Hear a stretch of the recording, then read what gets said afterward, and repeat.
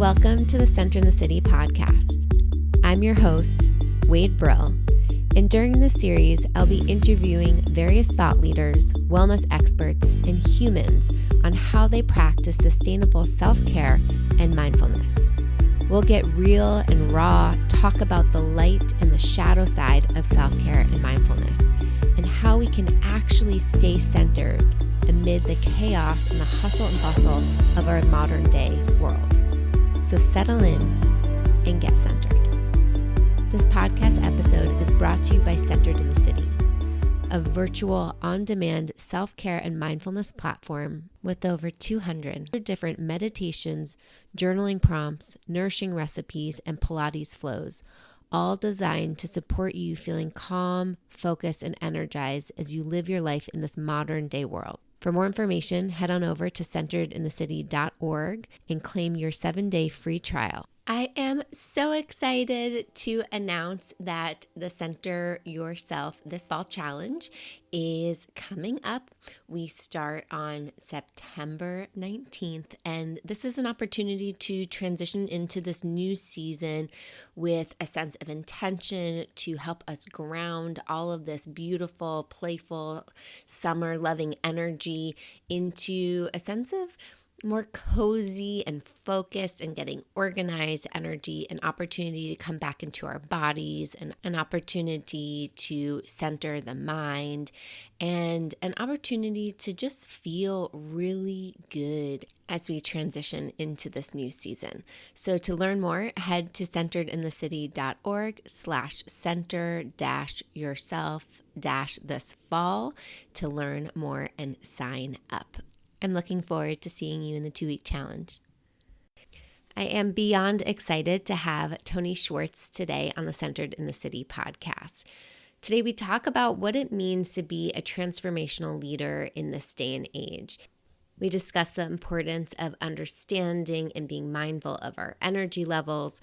Tony also highlights how important it is to understand the centers of intelligence, that it's not only the mind, but it's also the body and the heart and the spirit.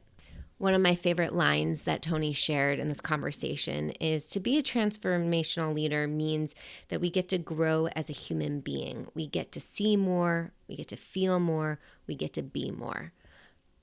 So powerful. And I just was inspired by how embodied centric this work is and our discussion was, because there is so much wisdom in our bodies. And a lot of the time, especially in corporate spaces, we look at everybody as just somebody from the neck up, that everybody is just on these talking sticks.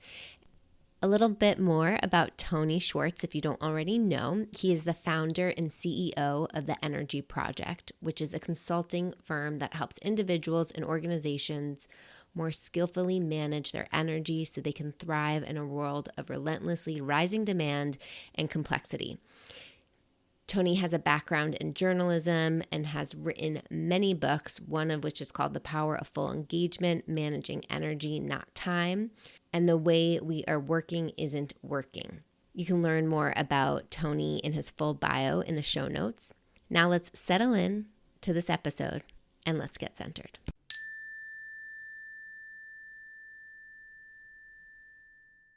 Tony, welcome to the Center in the City podcast. Thank you. This is a particular pleasure because we go back so far. I have this huge smile on my face and on my heart right now. I want to begin by asking my famous question of sharing with us a time where you weren't centered and how you got back to center, whatever that means to you. So the time when I wasn't centered was my adult life, most of it. Anybody who does the kind of work we do, not anybody, but a very significant percentage of those who seek first for themselves. Mm-hmm. And they're trying to figure out what isn't working in their own soul. And that was true for me from a very early age. Grew up in a family, I grew up in privilege, but and my parents were very accomplished, but I had a very dangerous mother. Why not jump in here right with you? I love it. I had a very dangerous mother, and so I grew up really conscious of how to stay safe and how to protect myself. And that's a big job if that's a job that you feel compelled to take on. And so, not feeling centered, not feeling in my body, was a very common feeling for me over the years. I think the more interesting question is the second one you asked, which is where, when, or how did you get out of not feeling centered, or when have you felt centered? And I have had a remarkable experience of what I feel is growth, and definitely greater satisfaction with my life and self-acceptance. The greater your self-acceptance, the more likely you accept others. So I would say acceptance all around. In the last several years, 70, so it's late in life for me to have gotten there, but it's no less welcome. And I would say the biggest influence on that, it has been kind of a return to the body. So I moved from working in therapy over the years pretty exclusively in a talk therapy kind of setting. And there's a famous line from the end of This Side of Paradise, which was F. Scott Fitzgerald's first book, in which the main character's name, Amory Blaine, says, "I know myself, but that is all." And that is the way I think I felt for a long, long time. Wow, I'm full of insight, but it doesn't seem to change anything. And I now see this first, sort of the challenge of tapping into more of your essence, more of yourself with a capital S. It begins in some ways with self-regulating. And of course, I know that you're a very serious meditation practitioner. So that hasn't been the way I have gotten to it, but I share all the contemplative traditions, understanding that being able to regulate yourself is like the sine qua non of building the richest possible life you can. And the opposite is also true, which is if you're sitting in a different neurological or physiological state, like fight or flight, anxiety, frustration, depression, it's not possible to be, it's not possible for you to tap into the best of who you are. One way I put that weight is the more energy you're spending defending your value, the less energy you have available to create value in the world. And it's a zero-sum game. You spend $100 on defense, that's $100 not available for growth. It's true in the economy, but it's also true in the inner economy. I love how you phrase that, and I love that you really are emphasizing the body here, about being connected to feeling your body, practicing, it sounds like, acceptance not only with things externally but internally, and that practice of self-regulation, how beneficial that is to bringing ourselves back to center. And I couldn't agree more. Yeah, spectacularly so. How you feel is how you show up. And, there are a variety of different ways that people feel across a day, and they're correlated with certain dominant physiological or neurological states that you're in when you're feeling those ways. And so where do you feel? You don't feel in your prefrontal cortex. You think in your prefrontal cortex, but you feel in your body, you feel in your heart, but you also feel through all of your body. And for those of you people who are listening who are Enneagram aficionados, I'm an 8, and an 8 is a body type. An 8 is very often, not always, but very connected to their intuition and to, I have a felt sense that ... Mm-hmm. And to trust that is to call on another center of intelligence beyond the mind. Mm-hmm. There are really 4 centers of intelligence. There's the mind, there's the body, there's the heart, and there's the spirit. Mm-hmm. Most people choose up sides pretty dramatically for one or another, and most often the mind. But to be able in this incredibly difficult and complex world to draw on all of those centers of intelligence is to change your experience as a human. Yeah, I'm so curious, Tony, when you work with these powerful leaders, like how do you get them to have some buy-in to invest in connecting to their emotional, spiritual self? Because it sounds like, mental might be where their comfort zone is. And again, I don't want to assume for everybody, but like, how do you get them to recognize that there are other parts of the self that they get to work on and strengthen, and that impacts their leadership?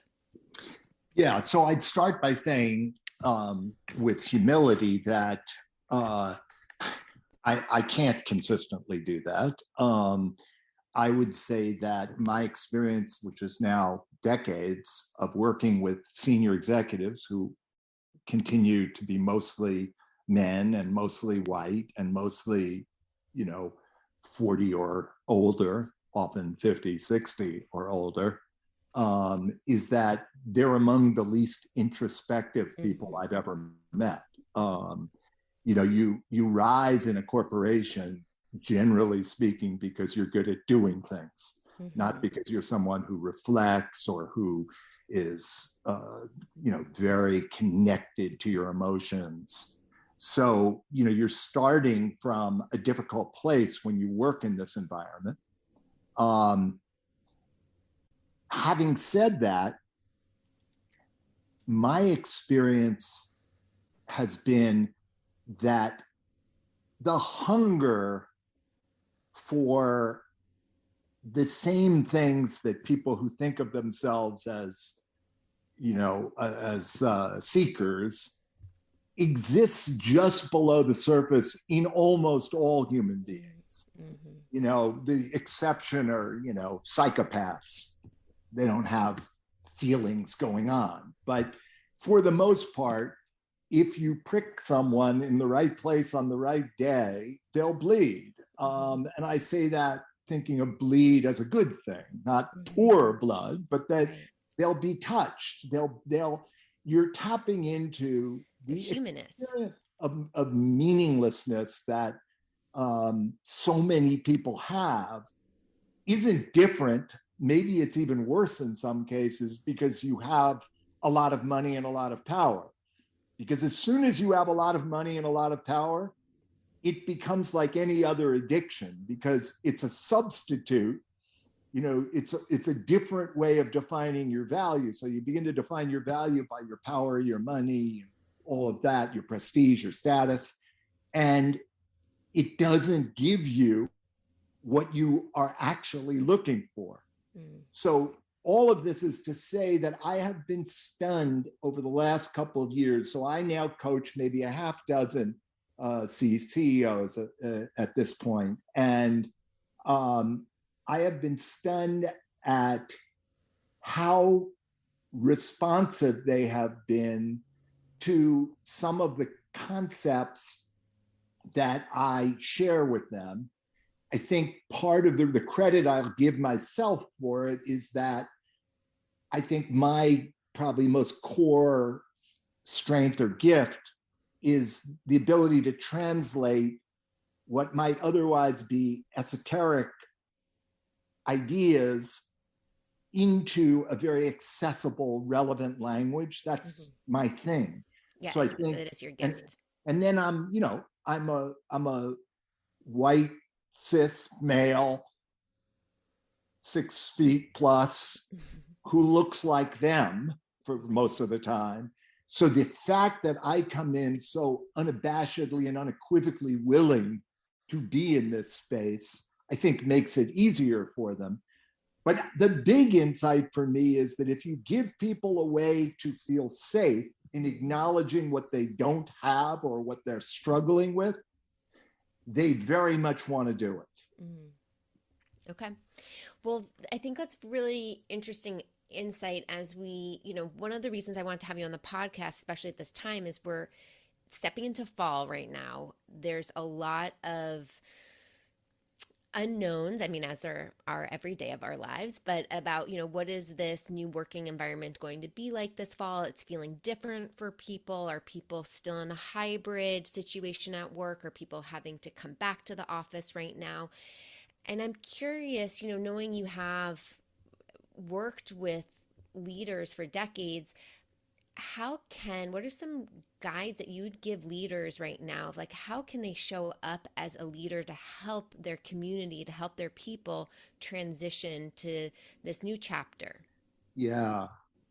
I think to be a great leader, to be a transformational leader in an era of such complexity and such uncertainty and such change, the most critical thing to grow as a leader is to grow as a human being.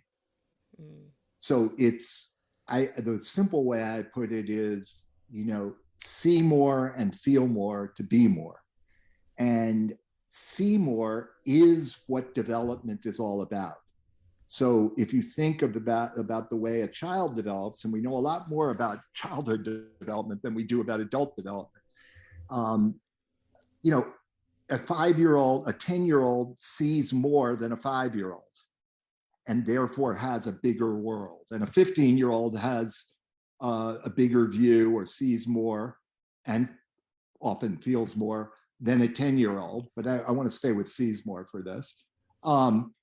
But when you get to adulthood, so 18 or 21 or whatever you call adulthood, the idea that you should continue to grow, that there's room for a richer, deeper experience, it's not really built into our culture. The idea is kind of like, okay, in fact, almost the opposite happens, which I would just say is about confirmation bias. You've spent all these years trying to define an identity, and then it's like, this is what I believe and I'm sticking to it. Right. So it's the opposite of growth. So I think the first thing for I will say it for a leader, but it's true for all human beings. It's just that leaders have an impact on others that's greater often than somebody who is more narrowly focused. It's the willingness to acknowledge what is true. It's the willingness to acknowledge, first of all, it's the willingness to embrace all of who you are. Mm-hmm. Embrace all of who you are means for better and for worse. And to be able to acknowledge that and share that, because it is true that when you can accept all of who you are, or when you are closer to accepting all of who you are, you have nothing left to defend. And that's a transformational shift. And then you have the more energy to have impact. Exactly, because most people spend an incredible amount of time and energy and mind space trying to figure out how to stay safe and how to prove that they're okay. So when you can accept that even these aspects of yourself that you may wish weren't so, or that don't serve you or others well, are part of you. They're not all of you. It's like I remember having the insight some years ago which felt transformational at the time, even though it was a cognitive insight. It wasn't entirely in my body. The insight was every terrible thing that I've ever had said about me, and there were plenty, not terrible, but every negative and critical thing that's been said about me, or that I've said about myself in my self-critical moments, is true. In fact, it's even truer than I can bear to tolerate. But it isn't all that's true. It's part of what's true. And even those parts of me that I would historically have said, those are, boy, I wish I wasn't that. I now, and this is in my body, this is in my felt experience, I now see as those parts have always been trying to protect me and defend me. And they actually have a positive motive, not a negative motive. They're ham-handed about it. The things that you see people do that you're triggered by and that you're irritated by look like they have no good intention, but actually they have the intention to protect you. Mm-hmm. And so that's how you make peace with all of who you are, is that you recognize that these parts that, cause you pain are not full of malice. They're not out to get you. And ultimately, you don't actually want them to run your life. You want you want the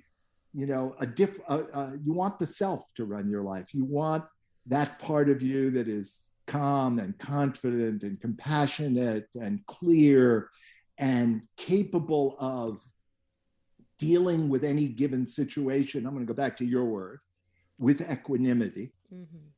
Because you can't win in every situation. You can't succeed in every situation. Not every situation can be happy, but you can sit in that situation in so many different ways. And when acceptance is really the driving force, it really does change everything.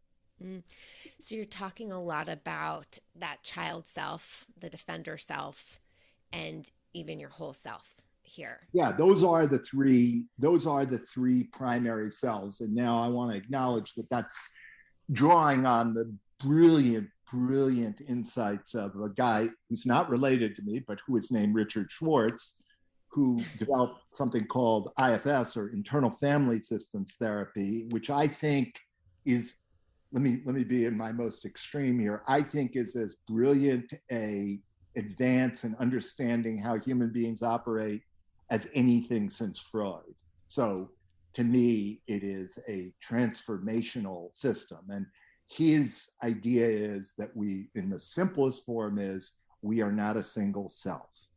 We are composed of multiple parts. You could call it multiple selves, but not necessarily dissociative identity disorder, right. Split personality, as they used to call it, but rather these different parts, all of which operate within you, but none of which are you. Right. Well, it's interesting because, in coaching work, I do that with my clients a lot, of helping them decipher, like, who's talking here. Is it a child need? Is it your inner CEO talking here? Is it, what's the voice? Because we do, when we pay attention, we all have these little different discernments in tone or in what we say, or even in imagery of like who's showing up. And so it is helpful to understand all of the elements of self. Yeah. And the other thing that's so powerful is, imagine right now, somebody who you're struggling with, or a situation that you're in where you get angry or frustrated. And it's very common as that escalates to feel like, first of all, righteous. And second of all, like, well, that's me. The moment that you say, oh, and that you say this authentically, oh, well, actually, no, that's a part of me, you have created some distance between the part and, one part and another part. So that distance, that space, allows you to de-identify, to not see yourself as all something. And that is itself a very, very helpful way to navigate in the world, because there's so much that overwhelms us in the world we're living in. And it's so easy to think, oh my God, I'm helpless here, or I'm so mean, or I'm so withdrawn, or I'm so incapable. And I'd almost describe it as a vast relief to discover that, again, yes, that's true, but it's part of what's true. Yeah, I use that in my meditation practice of even just saying, oh, the mind is thinking this thought, right? And just to recognize like it's happening in the mind, but I am not my mind. My mind is not me. And those experiences are just, they're part of, as you said, the whole. Yeah, it's interesting. I'm going to go back to this thing you asked me about earlier, which is like, how do you talk to a CEO or a very senior person who hasn't done much inner work about all of this? And um, the the recognition of what I call the defenders. In IFS, they call them the protectors, but it's the same idea. The parts of you that show up to kind of run your life most of the time, sometimes in good ways, sometimes in very, very destructive ways. But those defenders this is one of the things I've discovered by doing this work in the corporate world, are very, it's very easy to get folks to connect with that, to resonate with oh yeah, I can see that defender. It is much harder, and I wait much longer to take a person to this notion of self, of the idea that there is an essential part of you that is essentially goodness. It's, it is unchanged by external events. It's not affected by conditioning. It doesn't act out, and it's very wise. But most people have had so little experience with that self that it takes a long time before they can begin to even notice when that energy arises. And it doesn't arise and then stay. Like nobody stays in that state, short of the people who are using psychedelics during the period that they're on the psychedelics. You're stuck with being not just a whole, but a series of parts. So one thing that I want to kind of just like tie back to what question I asked you around leaders and transitioning during this time period is what I'm hearing is like deep permission to be human. Like to be a transformational leader is like deep permission to be human. What you said, see more, feel more, be more.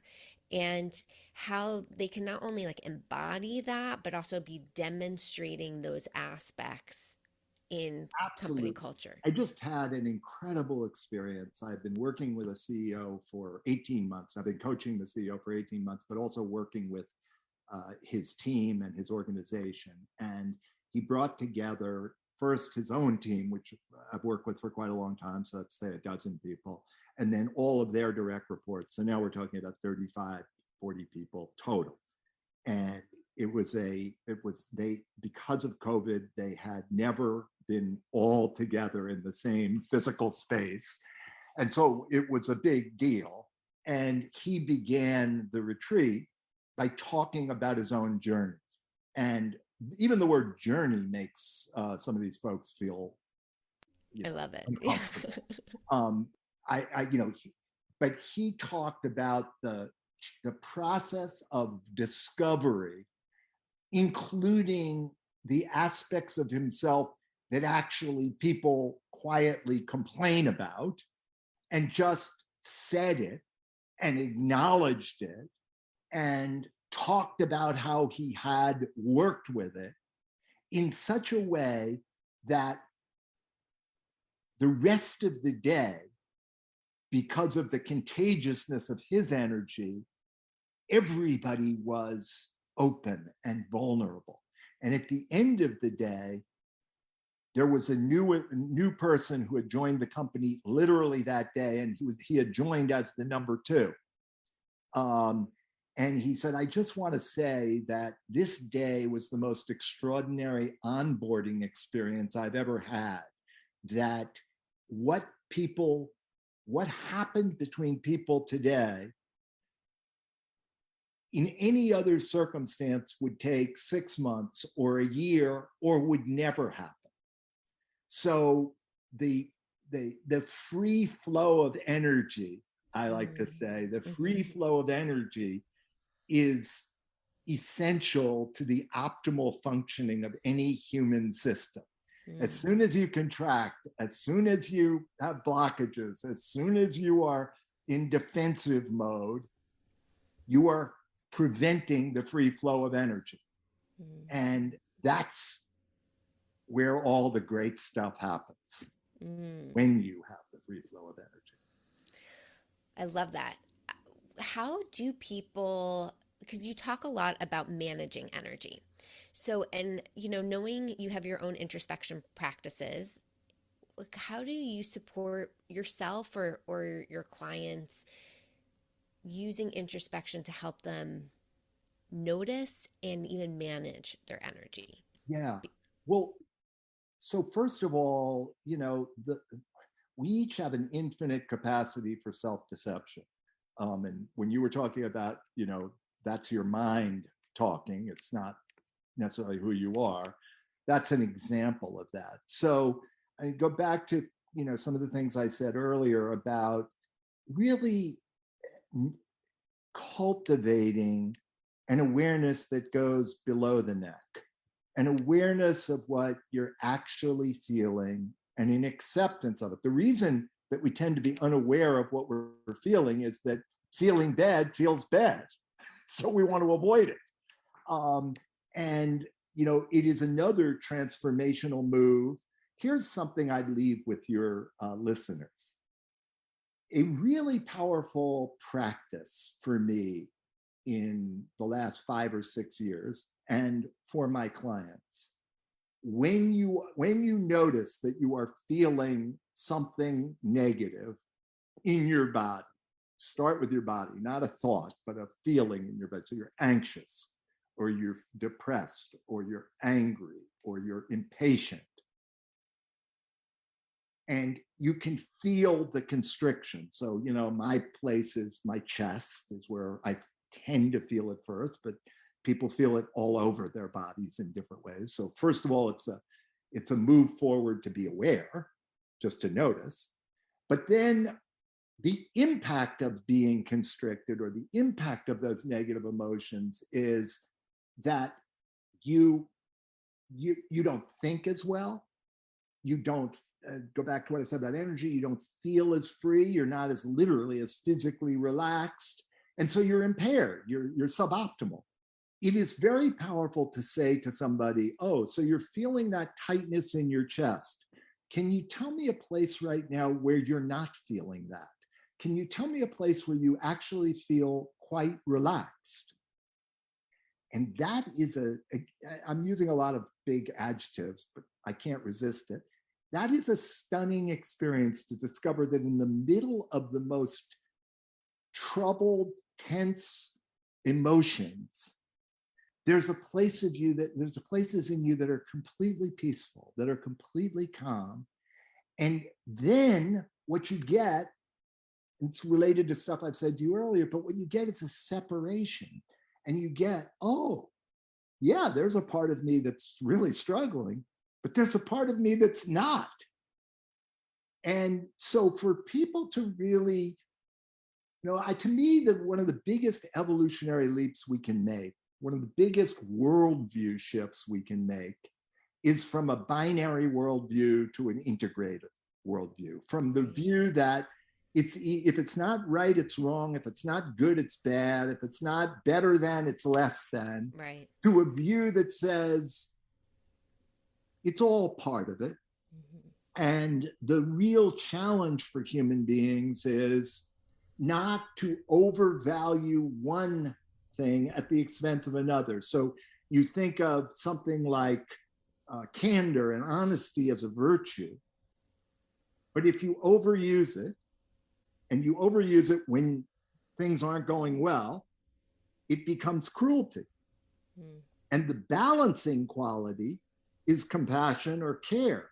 Mm-hmm. So actually, it's not that you want to be an honest person or a compassionate person. It's that you want to be able to move gracefully between honesty and compassion, between work and rest, between confidence and humility, in a way that allows you to be nuanced and to take account of everything, rather than choosing up sides and getting into that mode of, this is my belief and I'm sticking to it, because that's a dead end. Right. I love that. And what you're saying about finding that, neutral or pleasant place in the body, it expands our window of tolerance. Like, it gives us more capacity to then get out of that binary thinking, to see the whole picture, or to zoom out, or see things from a bird's eye perspective. Yeah. I mean, you just think of walking up to a wall and you put your face against the wall and you go, because you use the word space, you go, there's no exit from this room. Right. I can't get out of this room. Banging on the wall, yeah. Right. Yeah. You take 2 steps back, you look around, you see there's a door over here, there's a door over there, and there are 2 windows over there. That's the window of tolerance. Yeah. Is that, hey, it's a bigger world than you thought, and you are much more than you think you are. Right. I love that. What an empowering way to kind of leave us with, message to leave us with.